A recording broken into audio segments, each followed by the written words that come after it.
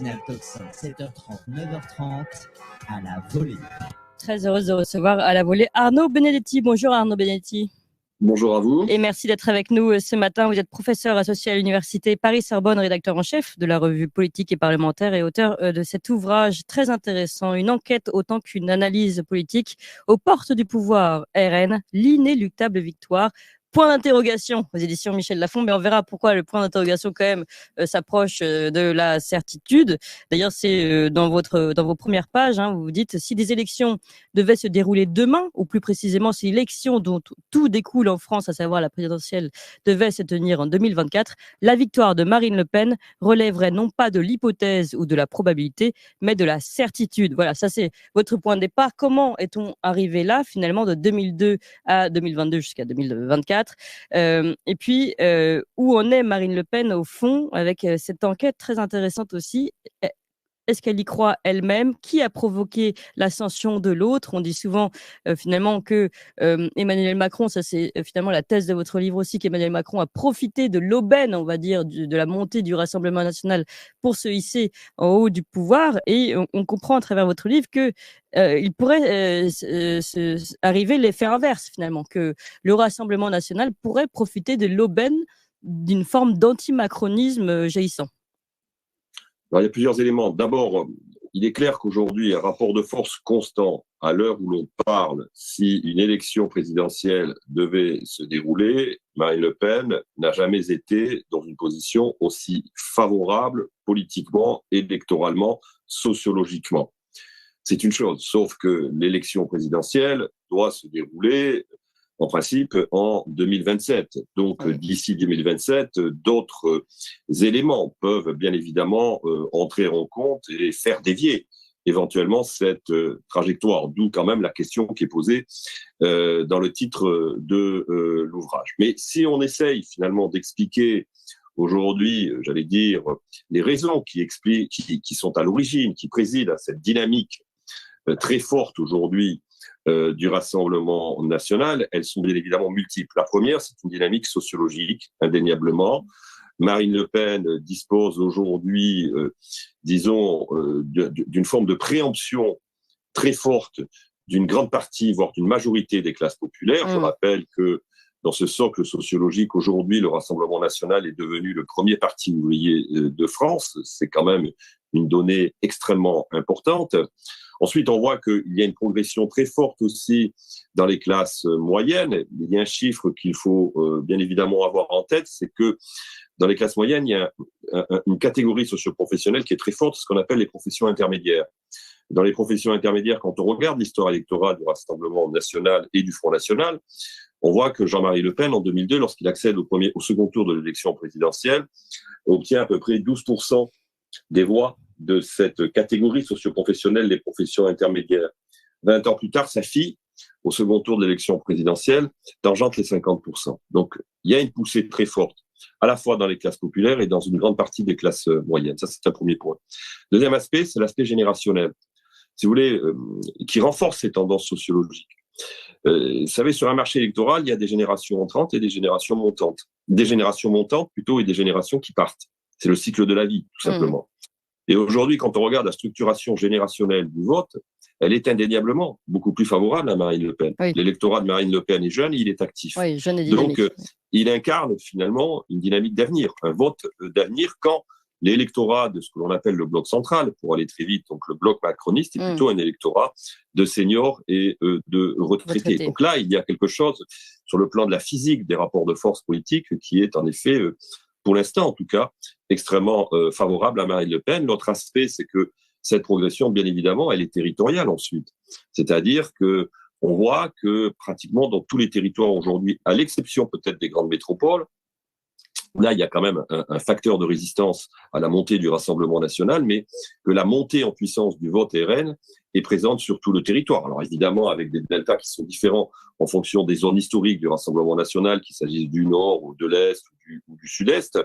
Et par exemple, on a vu lors des dernières élections législatives que le Rassemblement national avait envoyé des députés dans des zones où, jusqu'à présent, l'implantation politique du Rassemblement national n'avait pas été démontrée. notamment par exemple dans le Sud-Ouest. On voit qu'on a des députés dans le Médoc, on a des députés dans le Lot-et-Garonne qui aujourd'hui sont issus du Rassemblement national et dans d'autres départements. Donc, si vous voulez, cette cartographie socio-générationnelle, territoriale aujourd'hui, elle objective un rapport de force politique, électorale, qui est plutôt favorable au Rassemblement national, et ce qui, bien évidemment, me fait dire qu'aujourd'hui, au regard, de l'incapacité des autres oppositions à se reconstruire et de la difficulté quand même du pouvoir macroniste à se survivre, parce que tout simplement, après 7 ans de mandat, il commence à être usé, indéniablement, il y a une situation qui est très favorable, et si on devait voter aujourd'hui, en effet, Marine Le Pen aurait de fortes chances de l'emporter. D'ailleurs, les sondages le démontrent. Oui.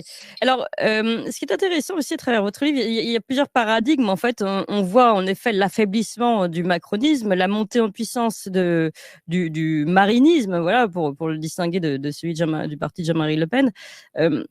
Tout en voyant aussi cette fabrique de la normalisation qui n'est pas forcément l'attente d'ailleurs de beaucoup des personnes de cette sociologie dont vous parlez. Finalement, il y a 2 phénomènes. Il y a la sociologie, la cartographie que vous venez de nous décrire, qui va s'inscrire dans un rejet du système actuel.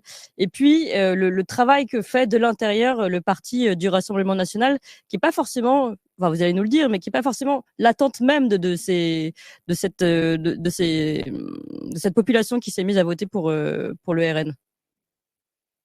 Oui, alors si vous voulez, il y a deux conditions pour que le Rassemblement national finalement incarne l'alternance en 2027.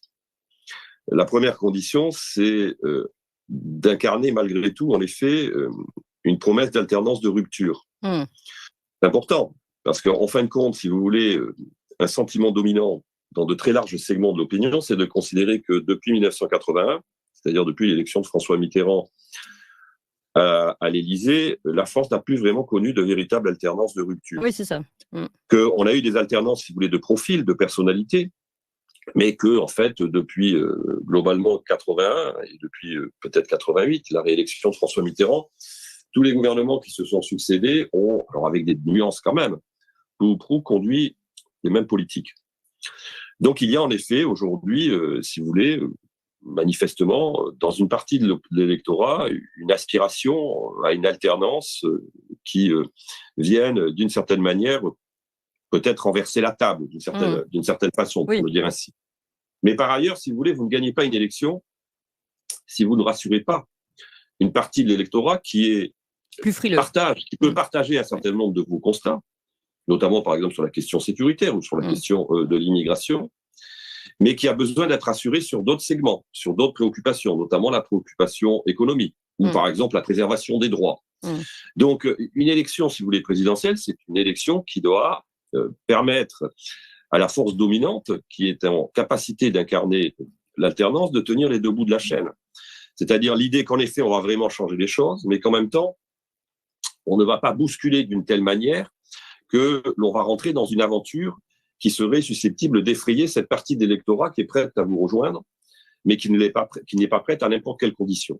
D'où l'exercice, en effet, de recherche d'équilibre du Rassemblement national depuis un certain nombre d'années. Mais je dirais que la normalisation, elle a commencé il y a déjà longtemps. Elle a commencé dès l'accès de Marine Le Pen à la tête du RN, enfin du Front National à l'époque. Il faut se souvenir de l'entretien qu'elle donne au Point juste après son accession comme présidente du Front National, où elle prend ses distances, par exemple, avec la vision historique de son père, notamment sur la Seconde Guerre mondiale, de manière très claire et très explicite. Donc il y a déjà une première rupture. Et ensuite, une deuxième rupture qui va apparaître, après 2017, après l'échec du second tour de l'élection face à Emmanuel Macron, où on va abandonner l'idée de sortir de l'euro. Là, on voit, il s'agit d'envoyer un message pas seulement au milieu économique, aux Français d'ailleurs. Beaucoup de Français, si vous voulez, sont très sceptiques sur la sortie de l'euro, une grande majorité même. D'ailleurs, ce qui est très intéressant, c'est que Jean-Marie Le Pen, de ce point de vue-là, n'a jamais cru, lui, de son côté, à la nécessité de mettre en avant cette sortie de l'euro. Il a toujours dit à sa fille, les Français ont leurs économies en euros, la sortie de l'euro ne peut que les inquiéter. Donc on va abandonner cette ligne Philippot à partir de 2017, afin tout simplement d'avoir un discours qui soit plus acceptable à la fois pour une partie des Français, mais aussi, bien sûr, aussi pour les milieux économiques. Oui. Non, mais donc, la question aussi qui se pose, c'est que aujourd'hui, par exemple, on voit maintenant qu'ils sont, et vous en parlez dans votre livre, le premier groupe d'opposition tout de même au Parlement.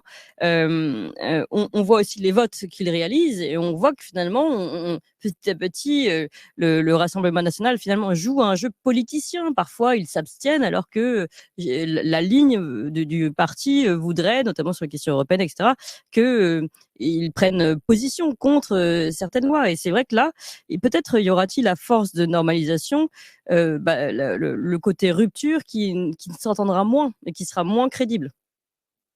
Alors, si vous voulez, ce qui aujourd'hui leur permet d'esquiver et d'éviter cette critique de la part de cet électorat qui, en effet, est plus en demande de rupture, c'est le fait qu'ils n'ont jamais exercé le pouvoir.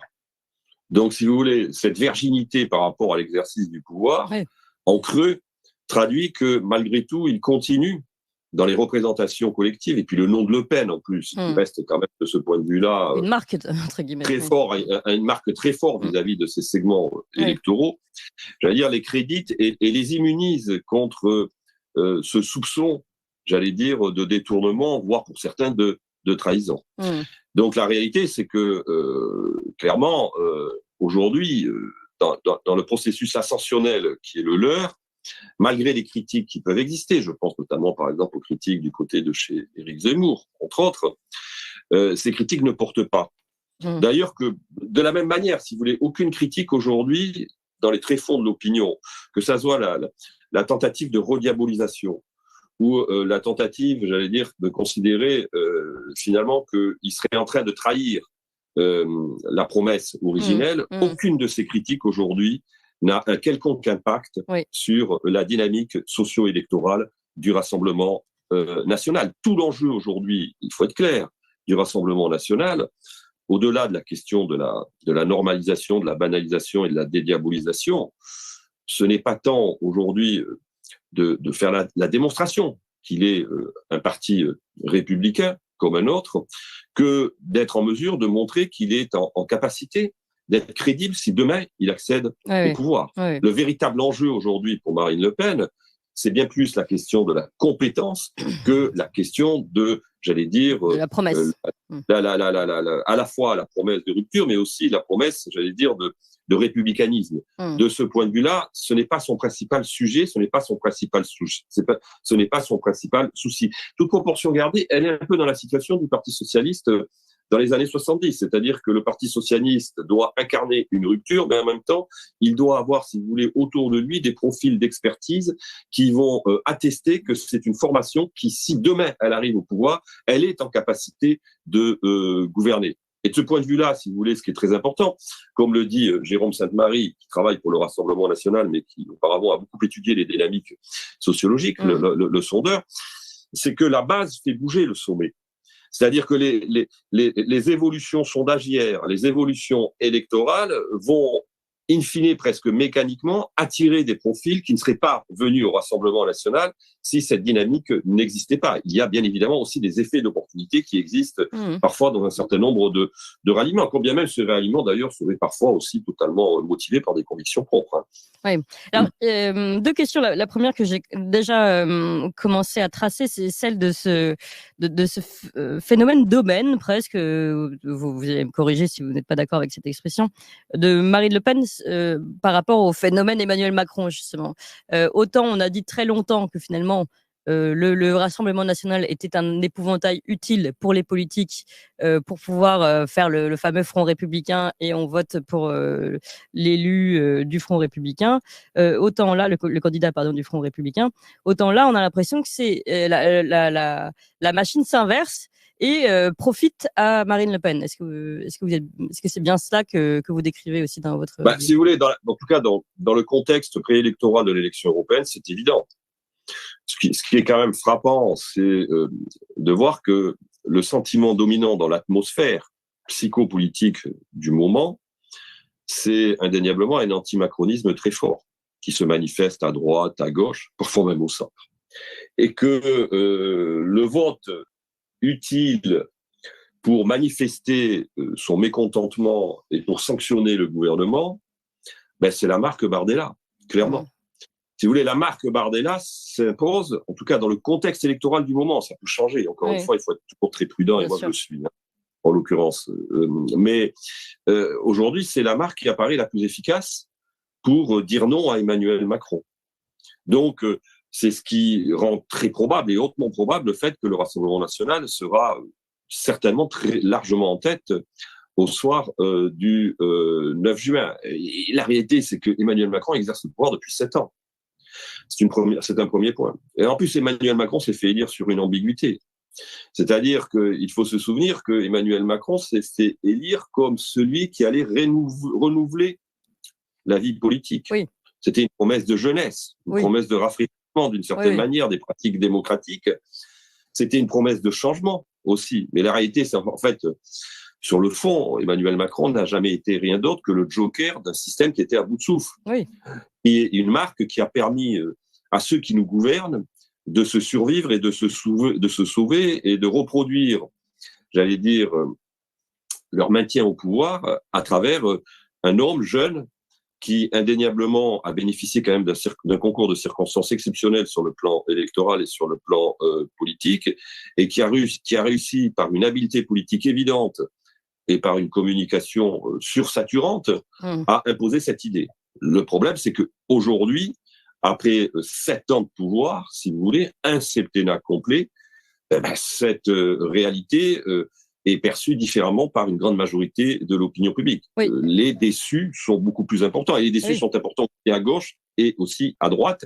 Et donc, la difficulté pour Emmanuel Macron aujourd'hui est celle-là. Et en plus, elle est, j'allais dire, se surajoute à cette difficulté le fait que Emmanuel Macron se trouve dans une situation institutionnelle très instable du fait de l'absence de majorité à l'Assemblée nationale. Alors, c'est sûr que désormais, la différence entre le début, la promesse et aujourd'hui, c'est qu'il y a un mandat, il y a 2 mandats à défendre, un bilan qui est quand même pas hyper positif. Et c'est là où on arrive à un autre moment très intéressant de votre livre. C'est ce fameux débat de 2017 et puis celui de 2022 de Marine Le Pen, où on se dit, mais alors 2017, un échec, elle se prépare pour 2022, je crois que c'est votre premier chapitre, et là, elle a des coachs, et voilà, 2 coachs qui viennent la préparer et qui lui disent cette fois-ci, bon, il faut que tu y crois, hein, il faut il faut que vous persuadiez que dans quelques jours, c'est vous qui allez entrer à l'Élysée. Et les 2 coachs sortent de cet entretien et disent, appellent un autre collègue et disent c'est mort. C'est mort parce qu'elle n'y croit pas. Et c'est vrai que ce débat 2022 est, du point de vue politique, absent finalement. On n'a pas eu de débat, on n'a pas eu d'attente, on n'a pas eu de contradiction sur le bilan d'un président sortant. Comment vous pouvez expliquer quand même que quelqu'un qui se prépare a priori à cette mandature depuis si longtemps ait été si absente à ce rendez-vous fondamental? Alors déjà, plusieurs choses. C'est qu'en fait, toute la stratégie de la campagne présidentielle d'Emmanuel Macron a été une stratégie d'esquive du débat. Il n'a jamais été mis finalement face à ses responsabilités, face à son bilan, y compris par les autres opposants d'une certaine manière, qui n'ont pas réussi à imposer, si vous voulez, la thématique de l'évaluation du bilan, comme ça aurait dû être le cas pour un président sortant. Alors, il a bénéficié évidemment de l'effet du contexte lié au déclenchement de la guerre en Ukraine, qui indéniablement, sur un plan politique, l'a vraisemblablement aidé. Sérieux. Ensuite, c'est clair que Marine Le Pen, si vous voulez, était extrêmement traumatisée par l'échec du débat de 2017, et que tout l'enjeu pour elle était de ne pas réitérer les erreurs qui avaient été les siennes, notamment cette espèce d'agressivité qu'on lui avait reprochée dans sa confrontation avec Emmanuel Macron. Donc elle est arrivée comme si elle était d'une certaine manière tétanisée dans ce débat, et qu'elle était là pour éviter les fautes qu'on lui avait reprochées durant le débat de 2017, et non pas tant pour finalement mettre face à ses responsabilités, face à son bilan, Emmanuel Macron. Finalement, on aurait dû attendre. Moi, je me souviens, il y avait 2 débats qui avaient marqué comme ça, 2 débats qui étaient avec un match aller-retour, si je puis dire. C'était le débat Mitterrand-Giscard de 74 ou 81, où Mitterrand, qui s'était fait piéger en 74, avait réussi, face à un président sortant, à rappeler ce président à son sortant. vous vous souvenez peut-être de cette interaction dans le débat entre Valéry Giscard d'Estaing et François Mitterrand. Valéry Giscard d'Estaing disant à François Mitterrand, vous êtes l'homme du passé, et Mitterrand, saisissant la balle au bond et lui rétorquant, oui, je suis peut-être l'homme du passé, mais vous êtes l'homme du passif. Donc, manifestement, ça n'a pas été la stratégie, d'ailleurs, qu'a retenue Madame Le Pen en 2022. Elle avait deux lignes qui lui étaient proposées. Une ligne avec des conseillers qui lui conseillaient en effet d'aller fort et de taper fort sur le bilan d'Emmanuel Macron, et puis une ligne qui était une ligne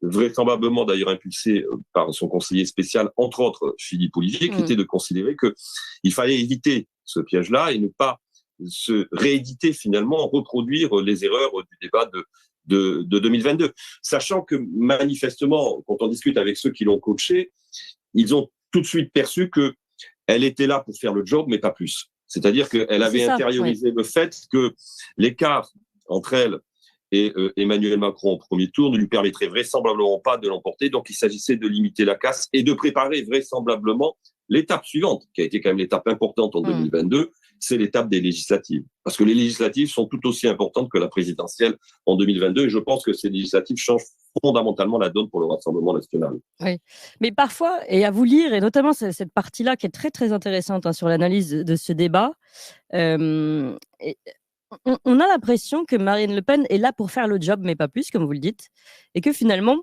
je ne sais pas s'il y a véritablement une ambition. Et vous dites, Marine Le Pen ne dévie pas de sa trajectoire, elle espère construire sa victoire future, inoxydable d'une certaine façon, elle parvient toujours à se refaire. Bon. Mais vous dites aussi, même si elle doit aussi sa résurrection aux circonstances et encore plus aux tendances lourdes de la société, on a l'impression que finalement, c'est plus les tendances lourdes de la société qui la portent.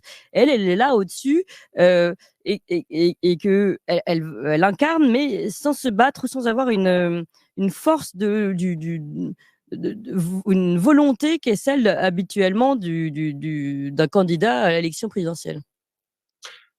Oui, alors c'est difficile de le dire. Moi, je pense que quand même, si vous voulez, vous n'êtes pas aussi longtemps présente sur la scène politique comme l'est Marine Le Pen, dans les leaders politiques de premier plan, sans avoir quand même l'envie de l'emporter et l'envie d'arriver au pouvoir et de l'exercer. Ce qui fait la grande différence, d'ailleurs, je pense, avec son père, c'est que son père, malgré, je veux dire, la capacité qu'il a eue quand même à construire un courant politique, aidé en cela quand même fortement par François Mitterrand en 1981, il faut le rappeler, en 1982,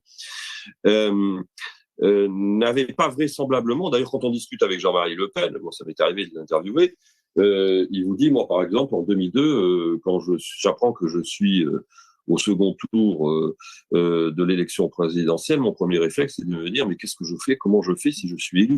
C'est ça. Et il est tout à fait conscient qu'il n'est pas en capacité de gouverner. Il n'a pas d'équipe. Finalement, il n'avait vraisemblablement pas l'envie de gouverner. Marine Le Pen, c'est différent. Marine Le Pen, toute sa stratégie depuis qu'elle a pris les rênes du parti, et justement, notamment à travers sa stratégie de républicanisation de la formation politique du RN, montre que quand même, elle est dans cette perspective de conquête du pouvoir. Donc je crois que là-dessus, en effet, peut-être qu'elle est apparue d'une certaine manière en deçà de ce qu'elle aurait dû être lors du débat avec Emmanuel Macron, mais la réalité, c'est que je crois qu'elle est quand même habitée par cette idée qu'elle est en capacité et qu'elle doit l'emporter à l'Élysée. Sinon, il y a longtemps qu'elle aurait abandonné, parce que c'est vrai que c'est un parcours qui est quand même semé d'embûches et semé d'obstacles. Vous savez, il y a cette formule de Max Weber, le grand sociologue, l'un des plus grands sociologues du politique d'ailleurs, qui dit « La politique, ça consiste à tarauder des planches de bois dur ». Ça, à la fin du savant et le politique, c'est une phrase magnifique d'ailleurs, en l'occurrence. C'est un peu ça, vous savez, le politique qui va souffrir sur la Ve République, qui va connaître des échecs et qui va finir par l'emporter. C'est un peu la figure de Jacques Chirac, c'est un peu la figure de François Mitterrand. Et d'ailleurs, j'ai un des politiques que j'interroge, qui est le président du groupe Horizon à l'Assemblée nationale, M. Marc Angeli, qui me dit très justement, la réalité, c'est que les Français aiment les gens qui souffrent aussi, d'une certaine manière, et elle incarne un peu cette figure quasi christique de celle qui, à un moment donné, parce qu'elle a beaucoup souffert, peut-être mérite le trophée suprême. Ça aussi, ça joue, j'allais dire, dans la psyché politique collective, pour elle, même si c'est pas essentiel. L'essentiel, encore une fois, c'est les échecs, ce qui est perçu comme les échecs des gouvernements successifs et le fait qu'il y a encore une dynamique sociale et générationnelle qui joue en sa faveur. Et alors, pour conclure, on se rend compte que, et vous l'avez rappelé, François Mitterrand, la stratégie finalement de la montée du RN pour faire monter son propre parti, son propre candidat, jusqu'à aujourd'hui, le Front républicain d'Emmanuel Macron, eh bien, le Front républicain non seulement n'a pas fonctionné, mais même aujourd'hui pousse les Français dans les bras du Rassemblement national. Ben, si vous voulez, le Front républicain, aujourd'hui, est une figure politique qui est en voie d'obsolescence parce que d'abord, il y a un autre aspect, là aussi générationnel, c'est que les gens qui rentrent sur le marché électoral, les nouveaux électeurs, n'ont pas été socialisés dans une atmosphère forcément de diabolisation du Rassemblement national comme celle que l'on a pu connaître dans les années 80 ou dans les années 90. C'est-à-dire qu'à proportion que vous avez des électeurs entrants nouveaux sur le marché électoral, l'impact de la diabolisation du Rassemblement national diminue forcément. Donc cet effet générationnel est extrêmement important. Oui. Je pense que c'est peut-être essentiel aujourd'hui dans la clé de compréhension du mouvement de progression du Rassemblement national. Et puis le fait qu'ils ont réussi, si vous voulez, aujourd'hui à incarner une espèce d'aigle à deux têtes avec d'un côté Marine Le Pen, présidente historique, présidente du groupe Rassemblement national, une femme qui a plus de 50 ans, et un jeune homme qui a 28 ans, qui incarne la modernité communicante, oui, donc avec cette figure politique et en tout cas très efficace dans le moment où l'on parle sur le plan à la fois médiatique et sur le plan politique. Oui. Puis avec le fait de balayer le Front républicain aussi, balayer ce côté pensée unique propagé notamment par les médias. Donc là, les médias aussi ont peut-être une réflexion à faire sur leurs 40 dernières années de travail politique, enfin de travail ou de politique pour leur plateau. Oui, alors avec quand même quelque chose qui est nouveau, c'est que la polarisation du champ médiatique est beaucoup plus forte aujourd'hui qu'elle ne l'était il y a 20 ans ou il y a 30 ans. Donc c'est quand même ça aussi, si vous voulez, un élément qui est favorable et qui est propice au Rassemblement national pour finalement rendre acceptable son offre politique. Le système médiatique n'est plus tout à fait le même. Ouais. En tout cas, merci beaucoup Arnaud Benedetti. Je rappelle le titre de votre ouvrage Aux portes du pouvoir, RN, l'inéluctable victoire pour le moment, avec un point d'interrogation aux éditions Michel Lafon. Merci encore Arnaud Benedetti, merci à vous tous. Beaucoup. C'est la fin de cette émission. Merci. Vous pouvez mettre des pouces pour soutenir jusqu'au bout sur YouTube et sur podcast, puisque nous sommes sur podcast désormais. Allez faire un tour, juste pour faire un coucou, juste pour écouter aussi les contenus exclusifs, les bonus que nous vous proposons sur cette chaîne podcast. Pour ceux qui ne sont pas encore abonnés à la chaîne, évidemment, vous vous abonnez, vous mettez des cœurs tout de suite pour nous aider. Vous pouvez aussi faire un don, évidemment, à cette radio. On en a vraiment besoin. C'est en fait la seule façon qu'on a de tenir le coup et de garder notre parole indépendante. Donc, n'hésitez pas. Et puis, je vous donne rendez-vous demain, 7h30, avec une émission spéciale. Vous allez vraiment rire de bon cœur. On va faire une émission sur le rire avec notamment Thomas Sérafine, Thomas Sérafine, un ancien de l'équipe de Canal+, qui nous raconte que le rire a changé de camp. Voilà, on parlera de tout ça à partir de 8h30 demain. Mais on commence à 7h30 avec vous tous.